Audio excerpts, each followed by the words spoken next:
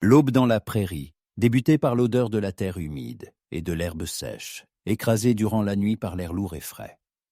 Sarah ouvrit la porte de sa maison, inspirant à plein poumon. Elle se tenait sur le seuil, appuyée contre le chambranle, et regardait le ciel rosir au-dessus des collines, comme si quelqu'un l'avait délicatement peint au pinceau. Un mois plus tôt, début juin, on entendait au lever du soleil le chant des grillons, le frottement d'un serpent à sonnette sur le toit. Maintenant, il n'y avait qu'un silence absolu. Parfois, on entendait le vent siffler, tel un esprit errant dans les prairies. La ferme, qui quelques mois auparavant était pleine de vie et de bruit, semblait maintenant vide et sans vie. Depuis le décès de son père, tous ses bâtiments, ses champs et ses animaux reposaient sur ses épaules. Elle était forte, habituée au travail acharné, mais maintenant qu'elle était seule, chaque jour commençait par la mélancolie. Sarah se détourna de l'aube et rentra chez elle. Par habitude, son regard tomba sur la table où son père s'asseyait toujours. Il lisait la Bible et buvait un café noir et fort. La table était vide, et elle soupira. Elle enfila la veste en cuir usé qui avait appartenu à son père. Elle était de plusieurs tailles trop grandes, mais elle aimait tout en elle. Des manches élimées, à l'odeur subtile de son aïeau de Cologne. Ses longs cheveux châtains étaient tressés en une natte serrée, qui atteignait presque sa taille, et son visage, marqué par le vent et le soleil, semblait plus vieux que ses 20 ans. Ses yeux, de la couleur d'une prairie printanière, regardaient avec lassitude, mais une flamme indomptable de persévérance brillait en eux. Elle sortit. Le soleil commençait déjà à chauffer. Sarah prit un seau et se dirigea vers le puits pour puiser de l'eau. Marchant sur le sentier battu, elle observait tout autour. L'herbe jaunie, un arbre tordu qui avait poussé bizarrement, une clôture à moitié effondrée. Cette clôture était sa croix, car elle ne savait pas comment la réparer. Alors que Sarah traînait le lourd seau de retour vers la maison, elle entendit le galop de sabots s'approcher. Elle s'immobilisa, posant le seau à terre. Son cœur s'accéléra. Dernièrement, des gangs rôdaient souvent dans les environs, volant le bétail et pillant les maisons des fermiers isolés. Elle saisit le revolver qu'elle portait toujours sur elle. Elle était prête à défendre sa ferme jusqu'au bout. Soudain, une silhouette apparut derrière la colline. C'était un cavalier. Il descendait lentement et Sarah le reconnut. C'était Jack, son voisin. Elle ne l'avait vu que de loin lorsqu'il passait devant sa ferme. Elle savait qu'il possédait sa propre ferme, plus grande que la sienne, et qu'il était un cow-boy réputé, habile avec les chevaux. Il était fort et silencieux. Sa réputation était impeccable. On disait qu'il était honnête et fiable, mais elle ne savait pas si elle pouvait croire ces rumeurs. Jack s'approcha d'elle. Il descendit de cheval. Il était grand et lancé, avec de larges épaules et une taille fine. Il portait un chapeau de cow-boy noir, un pantalon de denim épais et usé, et des bottes. Dans sa main, il y avait une corde. Sarah serra plus fort son revolver. Il remarqua son mouvement, mais ne dit rien. Il s'approcha d'elle, sans prêter attention à sa tension. « Bonjour », dit-il d'une voix grave et rauque. Il la regarda en face. Ses yeux étaient de la même couleur que le ciel. Elle baissa son revolver, mais ne le rangea pas. « Bonjour », répondit-elle. « J'ai vu que votre clôture était cassée, » dit-il, hochant la tête vers la clôture endommagée. Elle ne répondit rien, se contentant de hocher la tête. « Je peux vous aider, » dit-il. Elle le regarda, puis la clôture. Elle ne savait pas quoi répondre. Elle ne voulait pas d'aide.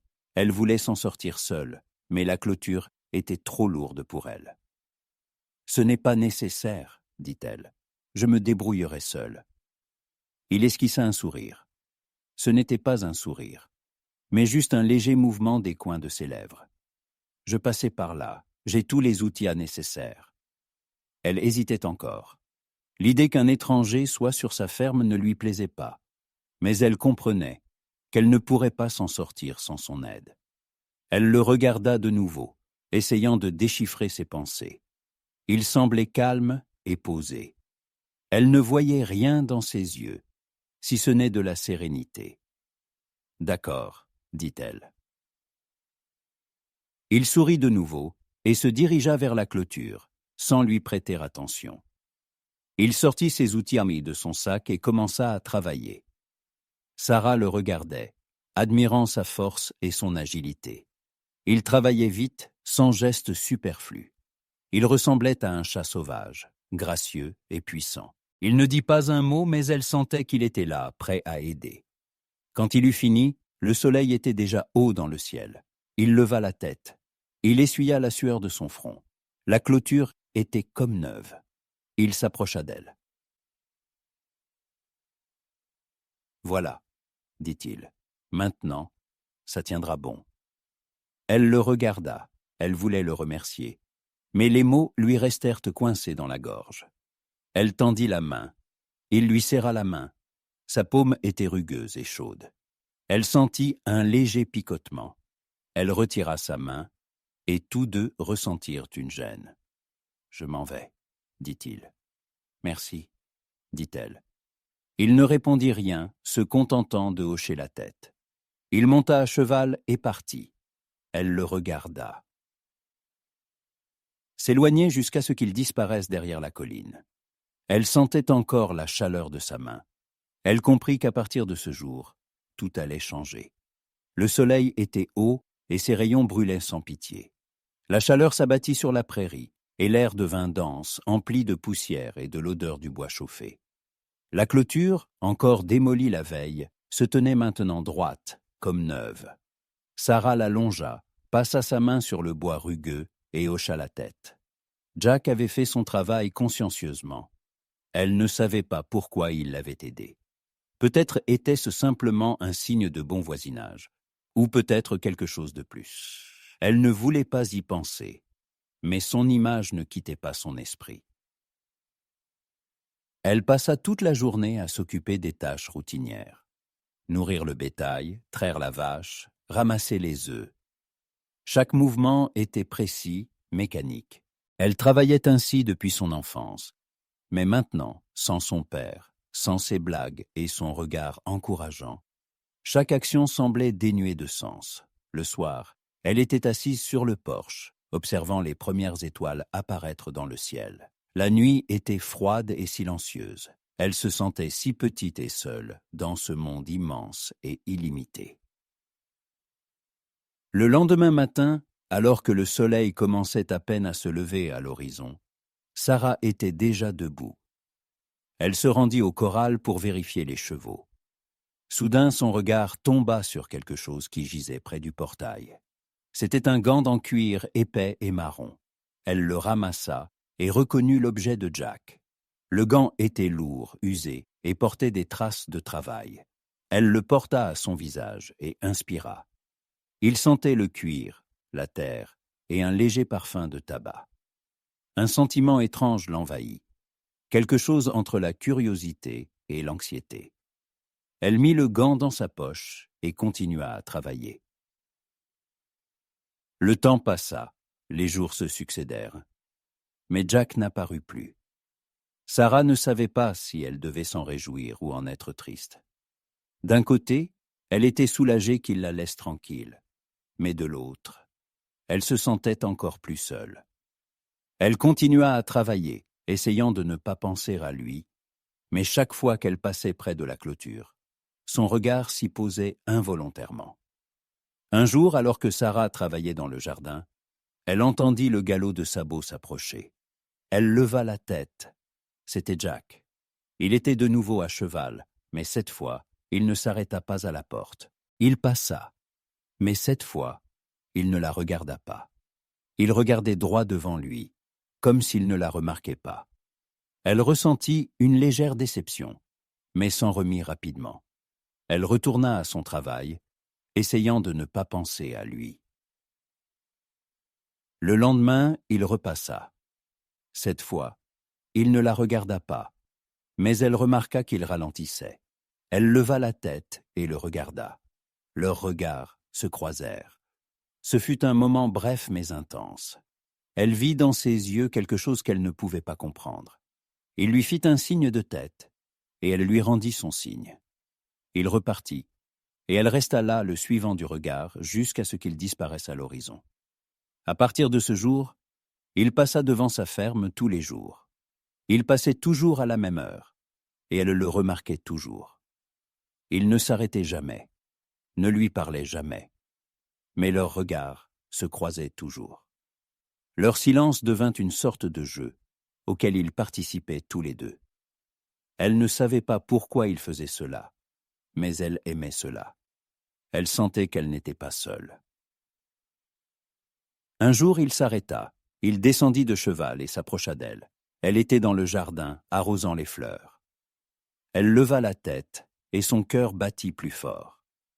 Il était grand et fort. Il sentait la poussière, le soleil, et quelque chose d'insaisissable, comme la liberté. « Vous n'avez pas d'eau, dit-il. J'ai remarqué que votre puits était à sec. » Elle hocha la tête. Le puits était effectivement sec. Elle ne savait pas quoi faire. Elle ne voulait pas demander d'aide, mais ne pouvait pas rester sans eau. « J'en ai, dit-il, désignant son cheval. Je peux vous en apporter. » Elle le regarda. Elle ressentit de nouveau cette étrange sensation qu'elle avait éprouvée quand il l'avait aidée avec la clôture. Elle ne savait pas quoi répondre. « D'accord, dit-elle. » Il hocha de nouveau la tête et se dirigea vers son cheval. Il sortit de sa sacoche une grande outre de Yeo et la lui apporta. Il versa l'eau dans le tonneau, puis lui tendit un verre. Elle but l'eau et ce fut la meilleure eau qu'elle ait jamais bue. Elle voulait le remercier. Mais il était déjà parti. Il monta à cheval et s'en alla. Elle resta là, le regardant s'éloigner jusqu'à ce qu'il disparaisse à l'horizon. Elle savait qu'il reviendrait. Le soleil n'avait pas encore entièrement pointé, mais l'air était déjà imprégné de cette chaleur sèche et particulière qui annonçait une journée torride. Sarah se réveilla avant l'aube, et la première chose à laquelle elle pensa fut Jack. Le matin, lorsqu'elle sortit de chez elle, son regard se porta machinalement vers la route. Il arrivait.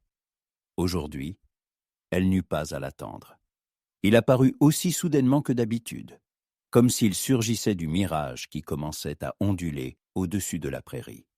Il ne s'arrêta pas de nouveau, mais ralentit son allure. Elle le vit regarder dans sa direction, et son cœur fit un léger bond. Elle se dirigea vers l'étable pour nourrir le bétail. Quand elle entra, elle sentit l'odeur familière du foin, de la terre et des animaux. Elle passa devant les stalles, hochant la tête à chaque vache et à chaque cheval. Elle les connaissait tous par leur nom. Ils étaient sa famille, sa vie. Elle leur parlait comme à des personnes vivantes, partageant ses pensées et ses soucis. Aujourd'hui, elle se sentait différente. Une sorte d'espoir était né dans son âme. Il lui semblait qu'elle n'était pas seule, que quelqu'un se souciait d'elle. C'était un sentiment étrange, mais agréable. Elle termina ses tâches et retourna à la maison pour déjeuner. À table, elle pensa à Jack. Elle ne savait rien de lui, si ce n'est qu'il était son voisin et qu'il vivait dans la ferme d'à côté. Elle voulait mieux le connaître, mais elle ne savait pas comment l'aborder. Il était si mystérieux et silencieux. Quand elle sortit de la maison, elle vit Jack debout près de son puits. Il le regardait, comme s'il essayait de comprendre ce qui s'était passé. Elle s'approcha de lui. « Quelque chose ne va pas ?» demanda-t-elle. Il leva la tête. Ses yeux étaient aussi bleus que le ciel. Il désigna le puits d'un signe de tête. « Yo est parti. Il faut le creuser plus profondément. » Elle soupira. C'était une mauvaise nouvelle. Sans Io, sa ferme ne survivrait pas. Elle serra les poings, essayant de retenir ses larmes. « Je sais comment faire, » dit-il. « J'ai tous les outils nécessaires. » Elle le regarda, elle se sentait si impuissante, mais elle ne voulait pas le montrer. Elle voulait être forte, comme son père. « Je ne sais pas combien ça coûtera, » dit-elle. Il esquissa un sourire. Ce n'était pas un sourire. mais juste un léger mouvement des coins de ses lèvres. Rien du tout. Je passais par là. J'ai un peu de temps libre. Elle ne savait pas quoi répondre. Elle se sentait mal à l'aise d'accepter son aide, mais elle comprenait qu'elle ne pourrait pas s'en sortir sans lui. « D'accord, » dit-elle. Il hocha de nouveau la tête et se dirigea vers son cheval. Il sortit ses outils de son sac et commença à travailler. Il ressemblait à un chat sauvage, gracieux et puissant. Il travaillait vite, sans geste superflu. Il ne dit pas un mot, mais elle sentait qu'il était là, prêt à aider. Quand il eut fini, le soleil était déjà haut dans le ciel. Il leva la tête. Il essuya la sueur de son front. Le puits était creusé plus profondément. Il s'approcha d'elle. « Voilà, » dit-il. « Maintenant, il y aura de l'eau. » Elle le regarda.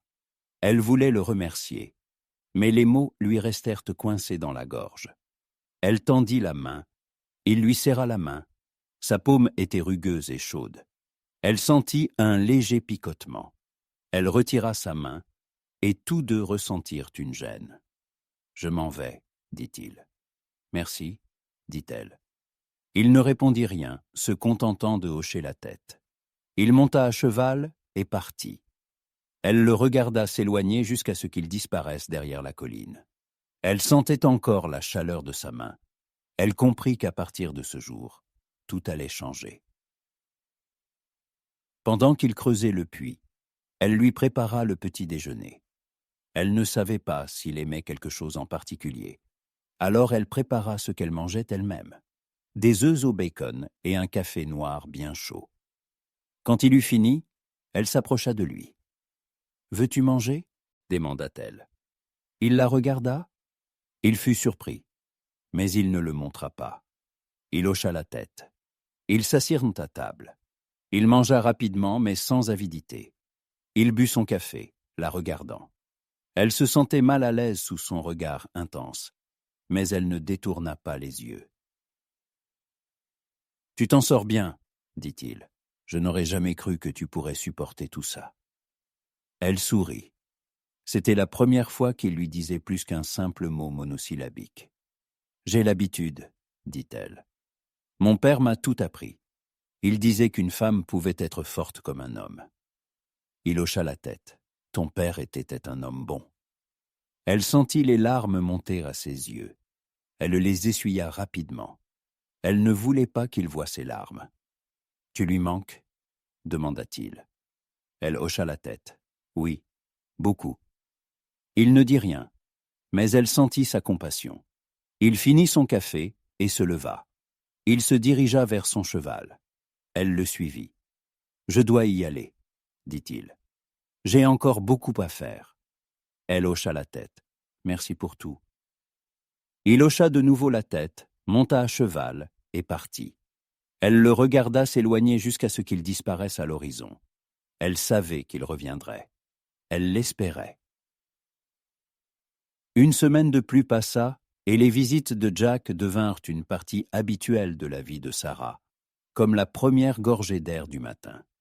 Chaque matin, dès que le soleil apparaissait au-dessus des collines, elle entendait le cliquetis des sabots qui s'approchaient, devenant pour elle une mélodie particulière. Il ne se pressait pas, roulait lentement, comme s'il voulait prolonger ces minutes qu'ils passaient ensemble.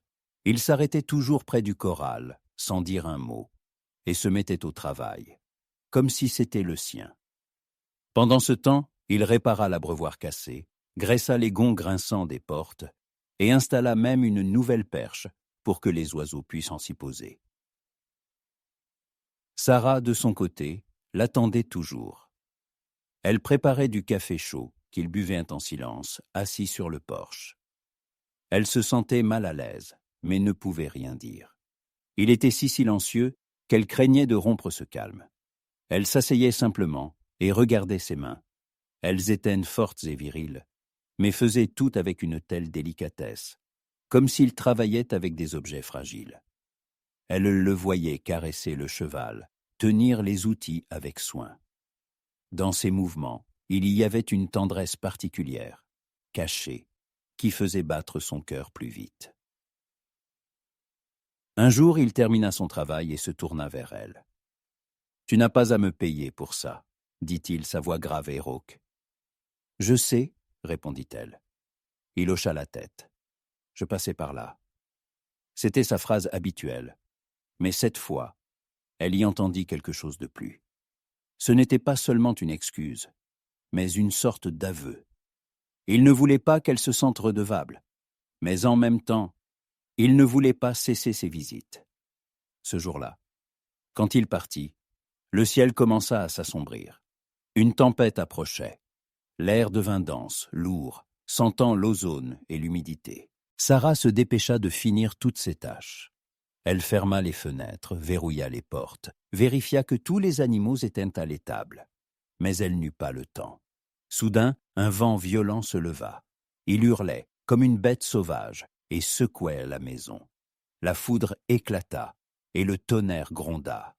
La pluie tomba à verse. Sarah se tenait à la fenêtre, regardant le vent arracher les branches des arbres et briser la vieille clôture. Elle sentait la peur l'envahir. Elle était seule, et elle ne savait pas quoi faire. Soudain, elle entendit un grand coup à la porte. Elle tressaillit et saisit son revolver. Qui pouvait venir par une telle tempête? Elle s'approcha lentement de la porte et l'ouvrit avec précaution. Sur le seuil se tenait Jack. Son chapeau de cuir était trempé et ses cheveux collaient à son front. Ses yeux étaient de la même couleur que le ciel d'orage, et elle y vit de l'inquiétude. « Quelque chose est arrivé ?» demanda-t-elle, sans ranger son revolver. « Un animal, » dit-il. « Un de tes veaux. Il est coincé. » Elle baissa son revolver. « Où ?» demanda-t-elle. « Dans le corral. Je l'ai vu en passant. Il est coincé dans la clôture cassée. » Sarah courut vers l'étable et Jack la suivit. Il ouvrit la porte et la laissa entrer.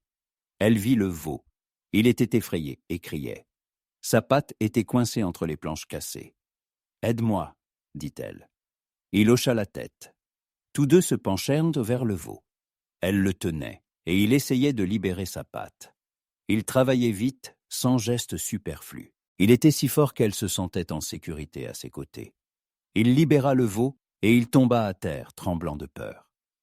Jack lui caressa la tête, et le veau se calma. « Il va bien, » dit-il. « Il a juste eu peur. » Elle hocha la tête. Elle regarda Jack et ses yeux se remplirent de larmes. Elle ne put se retenir. Elle l'embrassa. Elle sentit sa chaleur et sa force. Il la serra dans ses bras en retour. Il la tenait fermement, comme s'il ne voulait pas la laisser partir. Ils restèrent ainsi longtemps, jusqu'à ce que la tempête se calme. La pluie tombait toujours, mais le vent s'était apaisé. Jack s'écarta d'elle et la regarda dans les yeux. « Tu vas bien ?» demanda-t-il. Elle hocha la tête. « Oui, merci. » Il hocha la tête et partit. Elle le regarda s'éloigner jusqu'à ce qu'il disparaisse à l'horizon. Elle sentait encore sa chaleur et son odeur. Le matin après la tempête arriva, inhabituellement clair et frais. L'air était transparent, chaque feuille sur les rares arbres semblait lavée et renouvelée. Sur le sol, il y avait encore des taches humides, et sur l'herbe des millions de gouttes scintillaient, reflétant les premiers rayons du soleil. Mais malgré toute cette beauté, le cœur de Sarah était en désordre. Les souvenirs de la nuit précédente, de ses mains fortes, de sa chaleur et de cette étreinte courte mais si révélatrice, ne lui laissaient aucun répit. Elle se sentait mal à l'aise et en même temps excitée. Quand elle sortit sur le porche pour allumer la lanterne, son regard tomba sur la route. Jack arrivait déjà.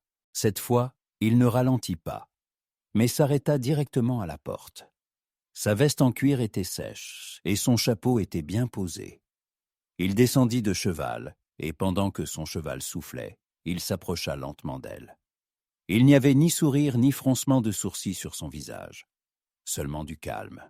« Tout va bien ?» demanda-t-il, sa voix basse, presque un murmure, comme s'il ne voulait pas que quelqu'un d'autre entende leur conversation. « Oui, » répondit-elle. « Merci d'être venu. » Il hocha la tête. « Je voulais juste m'assurer. » Il ne termina pas sa phrase, mais Sarah comprit son mot. Il voulait s'assurer qu'elle était en sécurité. Il inspecta la ferme. La clôture était endommagée. Plusieurs planches gisaient à terre. L'eau du tonneau débordait, et ses gouttes scintillaient au soleil. Il se dirigea vers l'étable et en ressortit avec une hache à la main. Sans dire un mot, il commença à couper du bois pour réparer la clôture. Chaque coup était précis et puissant, et le son résonnait dans la prairie. Sarah se tenait là et l'observait. Elle sentait la tension monter entre eux, et elle ne savait pas comment la désamorcer. Soudain, elle comprit qu'il ne pouvait pas continuer ainsi. Il devait parler. Elle s'approcha de lui quand il eut fini avec une autre planche. « Jack, » dit-elle, « nous devons parler. » Il cessa de couper et se tourna vers elle. Dans ses yeux, elle vit quelque chose qu'elle ne put déchiffrer. C'était une sorte de peur, mais en même temps d'espoir. Il hocha la tête et la suivit dans la maison. Ils s'assirent à table. La table où son père s'était autrefois assis était maintenant témoin de quelque chose de nouveau. Sarah lui versa du café, et il prit la tasse à deux mains. « Je ne sais pas comment te remercier pour tout ce que tu fais, » dit-elle. Il la regarda. « Ce n'est pas nécessaire. »« Pourquoi fais-tu ça ?» demanda-t-elle. « Tu aurais pu simplement passer ton chemin. Tu aurais pu t'occuper de tes affaires, au lieu d'aider une femme étrangère. » Il but une gorgée de café et regarda par la fenêtre. « Mon père était aussi fermier, » dit-il. « Il m'a appris qu'il fallait aider son prochain. Il disait que c'est là que réside la force. »« Tu lui manques ?» demanda-t-elle. « Oui, beaucoup, » dit-il. « Il est mort il y a 3 ans. C'était un homme bon. » Elle hocha la tête. Mon père était aussi un homme bon.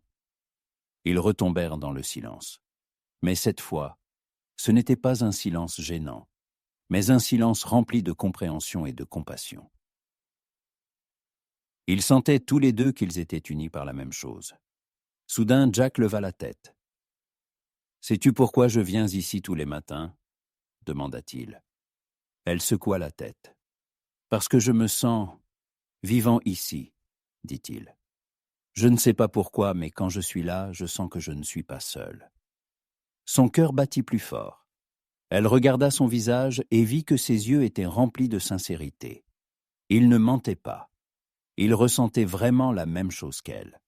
Il tendit lentement la main et couvrit la sienne de la sienne. Sa paume était rugueuse, chaude et forte. Elle sentit un léger picotement parcourir sa main. Elle ne retira pas sa main. Elle s'assit simplement et savoura ce moment. « Moi aussi, » dit-elle. « Moi aussi je me sens pas seul. » Il sourit.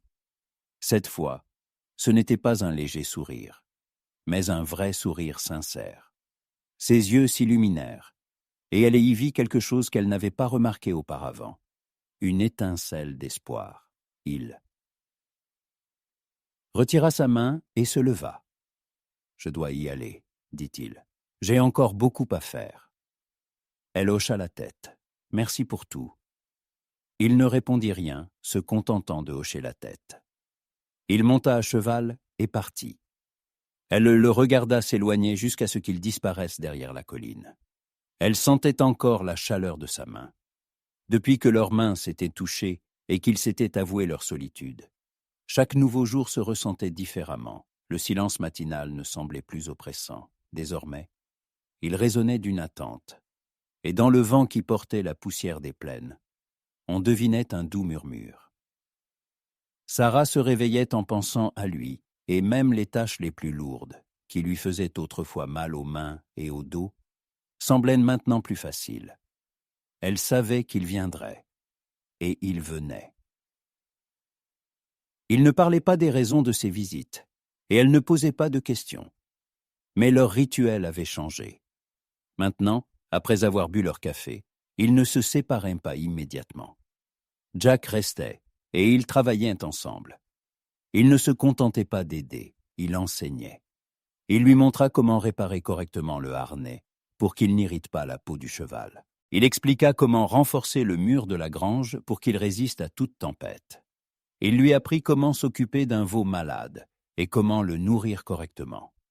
Sarah écoutait, absorbant chaque mot, chaque mouvement de ses mains fortes et habiles. Elle voyait en lui non seulement un voisin, mais aussi un mentor, un protecteur.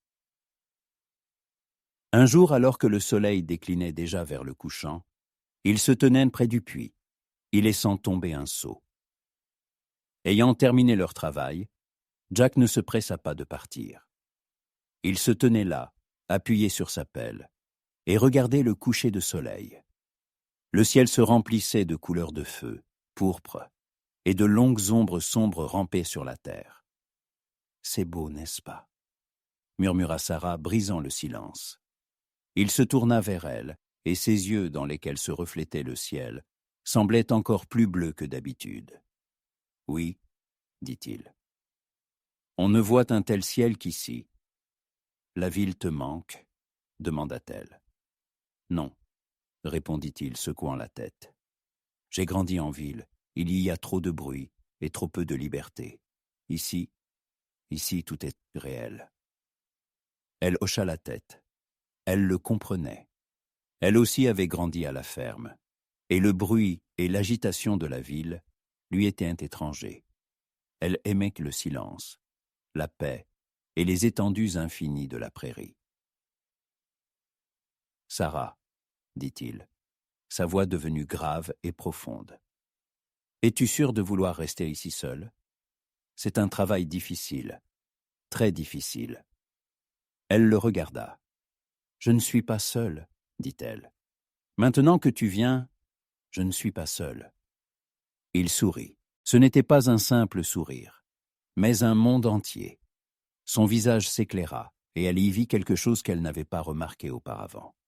L'espoir qu'il cachait au monde entier. Il tendit lentement la main et couvrit la sienne de la sienne. « Je ne veux pas être juste celui qui vient tous les matins, » dit-il. « Je veux être ici, je veux être à tes côtés, non pas parce que j'ai pitié de toi, mais parce que je ne peux pas imaginer vivre sans toi. » Son cœur battit si fort qu'il sembla vouloir s'échapper de sa poitrine. Elle le regarda dans les yeux, cherchant le moindre soupçon de mensonge, mais elle ne vit que sincérité et amour. Elle savait qu'il disait la vérité. « Moi aussi, » murmura-t-elle. « Je ne sais pas ce que je ferais sans toi. » Il approcha lentement son visage du sien. Il l'embrassa. Ce fut un baiser tendre mais passionné. Il était rempli de tous les sentiments qu'ils avaient en si longtemps cachés l'un à l'autre. Quand il s'écarta, ils restèrent debout, se tenant la main, et regardèrent le coucher de soleil. Le soleil était presque couché, et le ciel se remplissait de ses derniers rayons. Ils se tenaient sur la terre qui était devenue leur foyer, et regardaient l'avenir qui était désormais le leur. « Alors tu restes ?» demanda-t-elle. Il sourit. « Oui, pour toujours. » Il se pencha et l'embrassa de nouveau. Cette fois, c'était un baiser de promesse. Un baiser qui disait qu'ils n'étaient plus seuls. Ils étaient ensemble. Ils étaient une famille. Et ils étaient prêts à construire leur vie sur cette terre.